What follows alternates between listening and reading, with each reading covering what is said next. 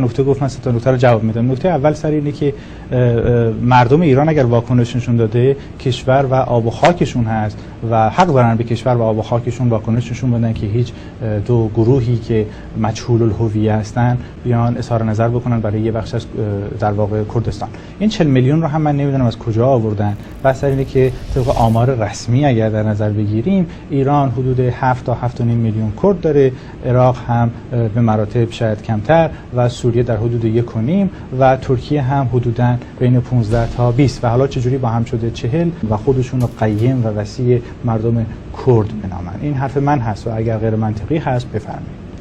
یه نکته هم از بنده پرسیدید، اجازه بدید پاسختون رو بدم. بله، من جزء اپوزیسیون ایرانم، من دشمن جمهوری اسلامی ایران هستم، مخالف نیستم، دشمن این رژیم فاشیستی حاکم بر کشورم هستم. اما اگر قرار باشد سقوط جمهوری اسلامی به قیمت تجزیه ایران باشه، من با این شیوه سقوط موافق نیستم. سر این حرف ناسزاهای بسیار شنیدم، فحش‌های بسیار خوردم، اینها هیچی نیست.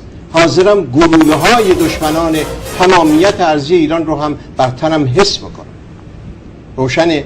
دو، شما از تمایلات مردم کردستان اشاره میکنید برای استقلال، میخواید به من نشون بدید که اون سر قضیه چیه؟